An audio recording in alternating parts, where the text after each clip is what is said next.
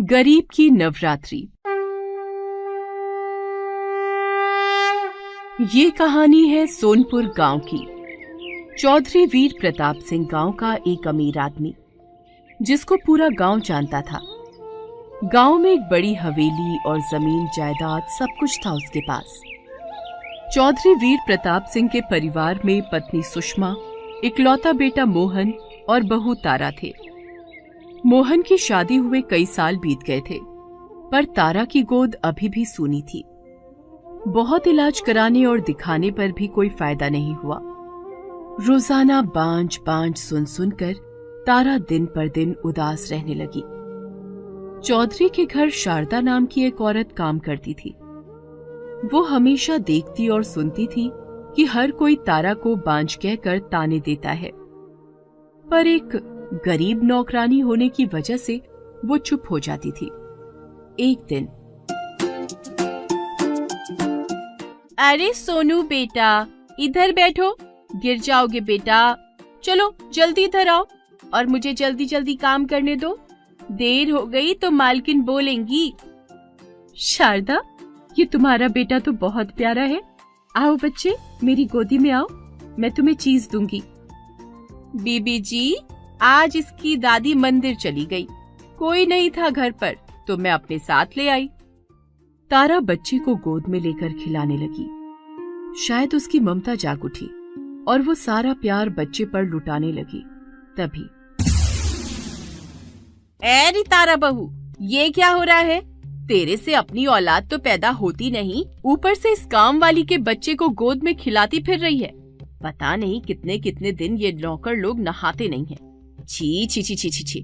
अब रसोई में नहा धोकर ही जाना, बिना नहाए धोए मत चली जाना। शारदा चुपचाप अपने बच्चे को लेकर वहां से चली गई। तारा फिर से उदास हो गई। सास के ताने उसके कानों में गूंज रहे थे। तेरे से अपनी औलाद तो पैदा होती नहीं, ऊपर से इस काम वाली के बच्चे को गोद में खिलाती फिर रही है। धीरे धीरे दिन बीतने लगे। एक बार, शारदा, तुम्हारा बेटा सोनू कैसा है? अब तुम उसको अपने साथ नहीं लाती? नहीं नहीं बीबी जी, ऐसी कोई बात नहीं है। बीबी जी, मालकिन ने काम पर सोनू को साथ लाने से मना कर दिया है। वो बोलती हैं कि सोनू साथ होगा तो मैं काम ठीक से नहीं करूंगी। अच्छा, एक काम कर, ये मेरी तरफ से सोनू को दे देना। नहीं नहीं बीबी जी, ये इतने महंगे खिलौने हम गरीबों का बच्चा कहाँ खेलेगा।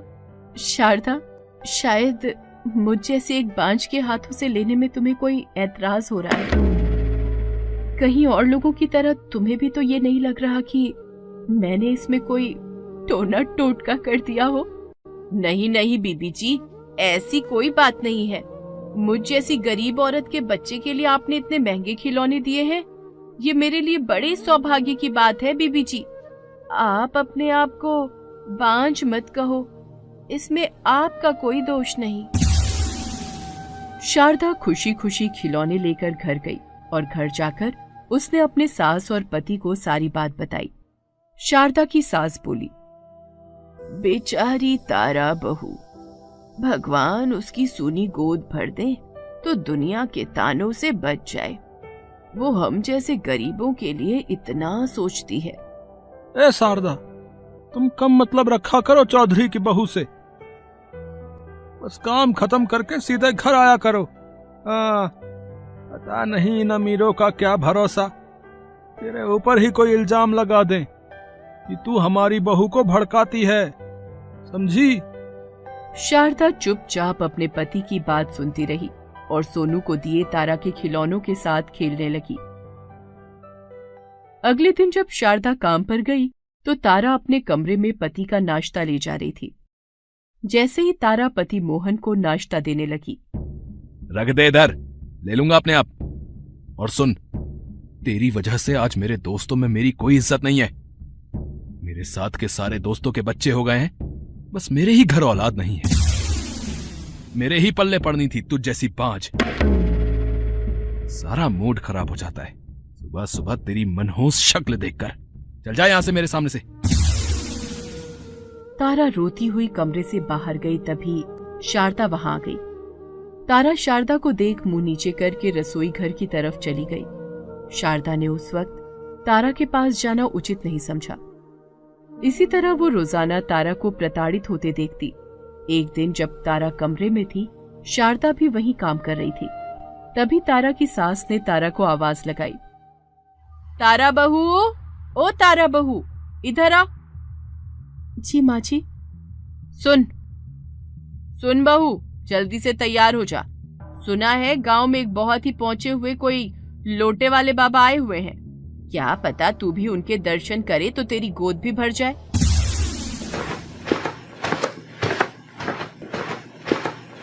सुषमा तारा को गांव में आए फकीर बाबा के पास ले गई। जैसे ही वो वहां पहुंची तो देखा कि फकीर एक पेड़ के नीचे बैठा है।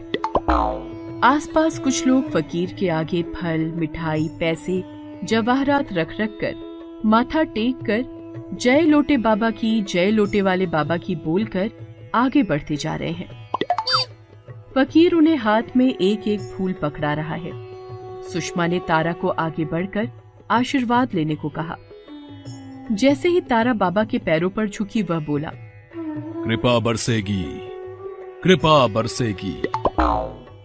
पुत्री, तुम लोटे वाले बाबा के पास आई हो, क्या मांगती हो?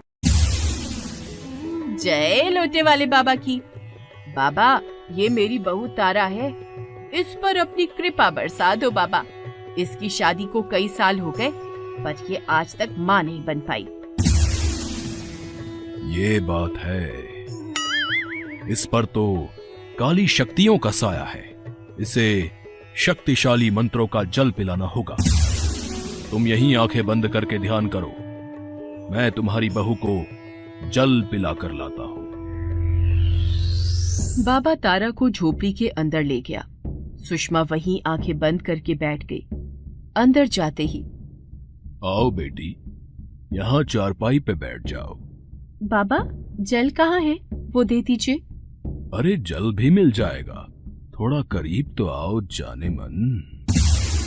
बाबा, आपको शर्म आनी चाहिए, आप मेरे पिता समान हैं। तारा भागकर झोपड़ी से बाहर आ गई। बाबा भी बाहर आकर उसकी सास से झूठ बोलते हुए, अरे ले जाओ अपनी बहू को।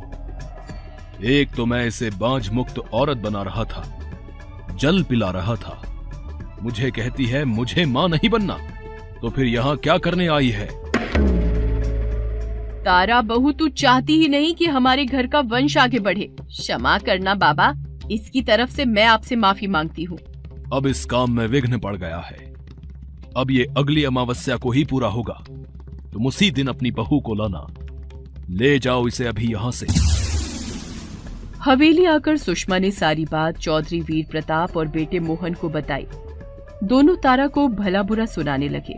किसी ने भी तारा की बात को नहीं सुना। तारा हिम्मत हार चुकी थी। अगली सुबह, मैं क्या करूं भगवान, मुझे कुछ समझ नहीं आ रहा। मैं जीना नहीं चाहती। बांझ कहलाने का अपमान अब और सहन नहीं होता। मैं क्या करूं? तभी, अरे क्या हुआ बीबी जी, आप उदास क्यों हो? कुछ नहीं शारदा, वही बांझ शब्द सुन सुनकर मैं थक गई हूं। अब और नहीं सहा जाता। तू ही बता मैं क्या करूं शारदा। चैत्र नवरात्रि बीबी जी। हाँ, चैत्र नवरात्रि के व्रत और पूजन। कल से माँ दुर्गा के नवरात्रि प्रारंभ है। आप 9 दिन सच्चे मन से माँ दुर्गा की पूजा, आराधना और व्रत कीजिए। देखना, माँ दुर्गा आपकी गोद जरूर भरेंगी। चैत्र नवरात्रि? पर ये व्रत मुझे कोई भी नहीं रखने देगा, ना ही कोई पूजा करने देगा। मैं कैसे रखूंगी नवरात्रि व्रत और पूजन कैसे करूंगी 9 दिन? बस इतनी सी बात बीबी जी। मैं भी कल से माँ दुर्गा के नवरात्रि रखूंगी। आप रोजाना मेरे घर आकर मेरे साथ पूजन करना। बीबी जी, यहाँ आपको कोई मना नहीं करेगा। हम मिलकर माँ दुर्गा की पूजा करेंगे। देखना, अगले 9 मास में माँ दुर्गा के आशीर्वाद से आपके घर भी किलकारियां गूंजेंगी। हाँ शारदा, यदि ये व्रत इतने फलदायी हैं, तो मैं ये चैत्र नवरात्रि व्रत पूजन जरूर पूरे करूंगी। अगले दिन से चैत्र नवरात्रि व्रत की पूजा के लिए तारा रोजाना शारदा के घर जाने लगी। रोजाना तारा को हवेली से जाते हुए देख चौधरी ने सुषमा से पूछा, अरे सुषमा, ये तारा बहू रोजाना कहाँ जाती है? मैं 4-5 दिन से देख रहा हूँ, तुमने पूछा?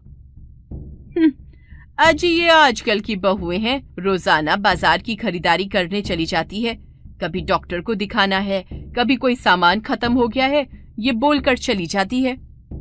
अरे सुषमा, ध्यान रखो इनका, ये आजकल की बहुआ हैं, इनके पैरों को बांध कर रखना ही सही रहता है। अच्छा तुम उस लोटे वाले बाबा के पास जाने वाली थी, क्या हुआ? अच्छा हुआ याद दिला दिया, आज ही जाती हूँ। अकेली आई हो? अब तुम्हारी बहू कहाँ है? अब क्या नाम है? तारा, बाबा तारा नाम है। वो पता नहीं आजकल रोजाना ही कहीं निकल जाती है, अभी भी गई हुई है। सब इश्क की माया है, सब इश्क की माया है। बाबा, मैं समझी नहीं। बेटी, मैं अंतर्यामी बाबा हूं, सब तरफ नजर रखता हूं। तुम्हारी बहू अपने आशिक से मिलने गई है और मुझे अपनी दूरदृष्टि से सब नजर आ रहा है। वो रोजाना अपने आशिक से मिलने जाती है। बाबा, ये आप क्या कह रहे हैं? हमारी बहू आशिक? मैं कुछ समझी नहीं। सुषमा, तुम्हारी बहू अब हाथों से निकल गई है, अब वो हाथ नहीं आएगी। अगर उसको हाथों में पकड़ना है तो देखो वो कहां जाती है, उसका पीछा करो, नहीं तो सब कुछ हाथ से चला जाएगा और तुम खाली हाथ मलते रह जाओगे। भाग जाएगी तुम्हारी बहू अपने आशिक के साथ। जो आज्ञा बाबा। सुषमा घर जाती है और जाकर सारी बात चौधरी वीर प्रताप सिंह और अपने बेटे मोहन को बताती है। मोहन गुस्से में आ जाता है और कहता है, माँ, तुमने मुझे पहले क्यों नहीं बताया? इतने दिनों से तारा रोजाना घर से बाहर जा रही है और तुम मुझे अब बता रही हो? कितने दिनों से ये सब चल रहा है? बेटा, पिछले 5-6 दिनों से बहू रोजाना घर से बाहर जाती है, पर मैंने पूछना सही नहीं समझा। मुझे लगा कि मुझे कहा जाएगा कि मैं बहू पर पाबंदी लगा रही हूँ, इसीलिए मैंने उसे कुछ नहीं बोला। माँ तुम रुको, तारा अभी कहाँ है? शाम तक ही वापस आएगी। अच्छा, कोई बात नहीं, आने दो। उधर शारदा के घर, दीदी जी, कल अष्टमी पूजन होगा। कल माँ दुर्गा के लिए पूरी, हलवा, चने का भोग बनेगा। आप कंजकों को अपने हाथों से खिलाने आओगी ना? हाँ शारदा, मैं जरूर आऊंगी। माँ दुर्गा के नवरात्रि का भोग बनवाऊंगी भी और खिलाऊंगी भी सब कंजकों को। अच्छा, अब मैं चलती हूँ। जैसे ही तारा घर वापस आती है, मोहन उसे पूछता है, कहाँ गई थी? तुम कहाँ घूम कर आ रही हो? वो मैं बाजार तक गई थी। अच्छा, बाजार तक गई थी। ये रोज तेरा बाजार का चक्कर कब से लगने लगा? मुझे सब पता है, तू आशिक से मिलने गई थी, अपने आशिक से। ये कैसी बातें कर रहे हैं आप? मैं आपकी पत्नी हूँ, इस तरह के इल्जाम तो मत लगाइए। बिना सच जाने आप ये किस तरह के इल्जाम लगा रहे हैं?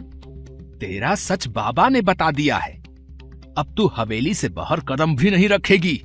चल कमरे में चल।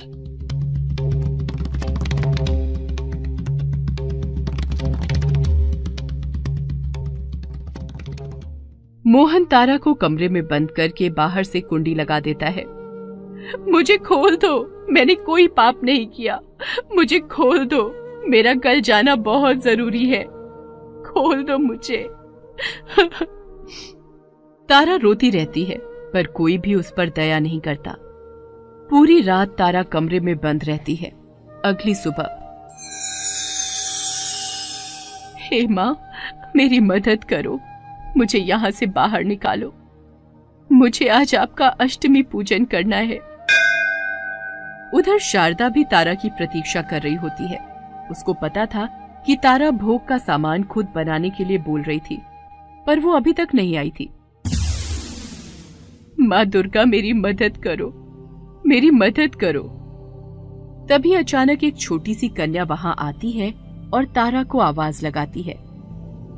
तारा आंटी, तारा आंटी, आपको शारदा आंटी बुला रही हैं। उन्होंने मुझे आपको लेने भेजा है।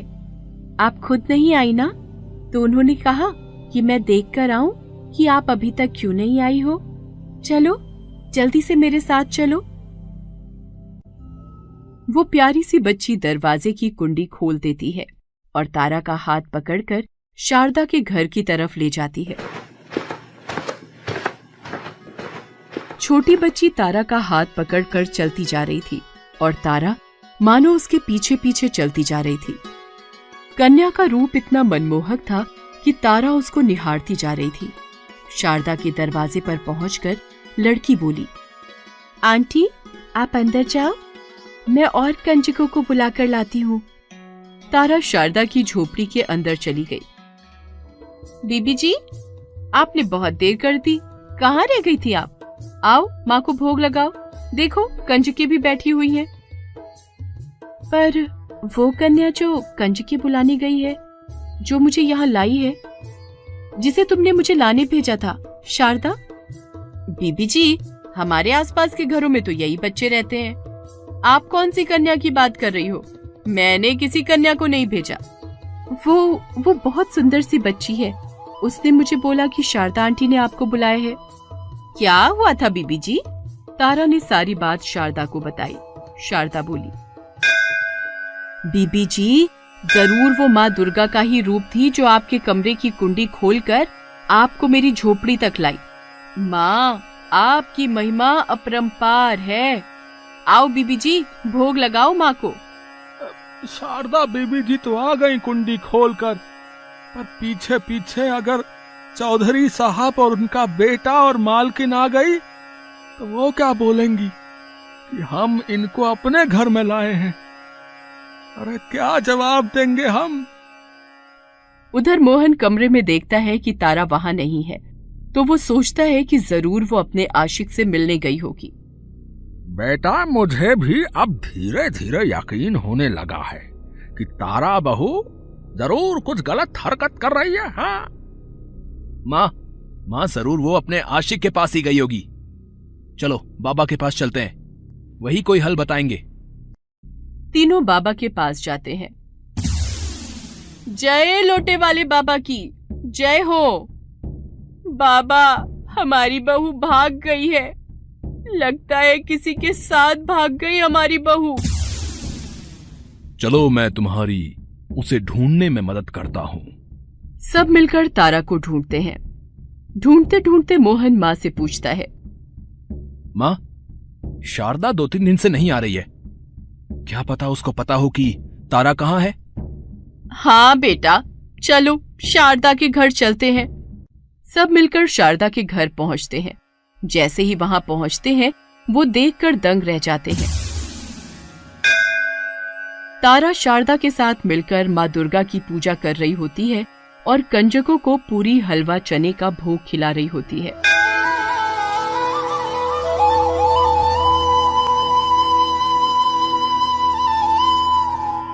तारा, यहाँ क्या कर रही हो इन गरीबों के घर? स्वामी, आज माँ दुर्गा का अष्टमी पूजन है। चैत्र नवरात्रि चल रही है। इतने दिनों से आप पूछ रहे थे ना मैं कहाँ आती थी। मैं शारदा के घर आती थी माँ दुर्गा की पूजा के लिए। अच्छा, तू यहाँ इन गरीबों के घर पूजा करने के लिए आती है? तुझे शर्म नहीं आती? इतने बड़े घर की बहू होकर तू इन गरीबों के घर आती है, इनके साथ खाती है। तूने तो हमारा सारा नाम इज्जत मिट्टी में मिला दी है तारा। नहीं स्वामी, ऐसी कोई बात नहीं है। देखो, माँ दुर्गा की कृपा से मैं आज चैत्र नवरात्रि रख रही हूँ और माँ दुर्गा की पूजा कर रही हूँ। आइए, आप भी पूजा कीजिए। माँ दुर्गा को हलवा पूरी चने का भोग लगाइए इन कंजकों को आप भी खिलाओ। आओ माँ जी, आओ पिताजी। यहाँ गरीबों की झोपड़ी में तुझे कौन सा खजाना मिल गया? रही तो तू बांझी ना। शारदा, तूने हमारे घर की बहू को अपने जाल में फंसाया है, ये पाठ पूजा के चक्कर में डालकर। हाँ, अरे शारदा, तूने तारा को ये चैत्र नवरात्रि के व्रत रखवाए, कौन सा इसकी गोद भर गई? ये बांझ ही रहेगी, मुझे पता है। ये व्रत रखने से अब क्या हासिल होगा, हैं? जब दवाइयां और इलाज कुछ नहीं कर पाए, और फिर बाबा जी का दिया जल तो ठुकरा आइए। शारदा बोल, क्या तेरी माँ मेरी पत्नी तारा की सूनी गोद भर देगी? पूछ अपनी माँ से, पूछ अपनी माँ से शारदा, क्या तारा का बांझपन दूर हो पाएगा इस पूजा पाठ से? हाँ भैया जी, यदि सच्चे मन से मांगोगे तो जरूर मिलेगा। माँ सबकी झोली भरती है। तभी इन सब के बीच तारा चक्कर खाकर गिर पड़ती है। सब तारा तारा चिल्लाते हैं। क्या हुआ तारा? और रखो ये व्रत, और करो पूजा पाठ। पता नहीं इन गरीबों के घर का कब से खा रही हो। शारदा भागकर बराबर में से हकीम को बुला लाती है। हकीम तारा की नब्ज देखते हैं और बोलते हैं, बधाई हो चौधरी साहब, आप दादा बनने वाले हो। क्या क्या बोला आपने हकीम साहब? फिर से बोलना। आप दादा बनने वाले हो। सब एकदम ये खबर सुनकर हैरान रह जाते हैं। मोहन शारदा की तरफ देखता है। उसे कुछ देर पहले कही अपनी सारी बात याद आती है। वो माँ दुर्गा के आगे झुक जाता है। सुषमा और चौधरी भी माँ दुर्गा के चरणों में सिर झुकाते हैं और कहते हैं कि माँ, तूने हमारी झोली खुशियों से भर दी। सुषमा तारा को गले लगाती है और कहती है कि हमेशा उसको बांझ शब्द के ताने सुनने पड़े। मोहन भी तारा से माफी मांगता है कि उसने उस पर शक किया। चौधरी वीर प्रताप सिंह भी अपनी बहू को आशीर्वाद देते हैं।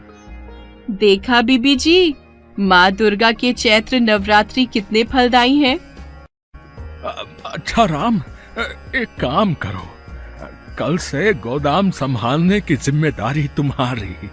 और शारदा, जब तक बहू के बच्चा नहीं हो जाता, तुम अपनी सास और पति के साथ हमारी हवेली पर ही रहोगी बेटी। तुमसे अच्छी देखभाल तारा की कोई नहीं कर सकता। सबकी बातें सुनकर बाबा ने वहां ना रुकने में ही शामत समझी और वहां से भाग गया। शारदा का पति भी शारदा को समझ गया था कि भले ही गरीब है पर दिल तो अमीर है। सबने माँ दुर्गा के नाम का जयकारा लगाया। बोलिए नव दुर्गे मैया की जय। तारा ने माँ दुर्गा को धन्यवाद दिया। शारदा भी माँ दुर्गा को धन्यवाद देती है कि माँ ने उसकी लाज रख ली। तारा शारदा के बच्चे सोनू को गोदी में लेकर प्यार करती है। गरीब की नवरात्रि खुशियों भरी हो जाती है। माँ दुर्गा की कृपा से कुछ वर्षों में तारा के 2 बच्चे होते हैं और शारदा भी एक प्यारी सी बिटिया को जन्म देती है और उसका नाम दुर्गा रखती है। तारा और शारदा का परिवार खुशियों से भर जाता है।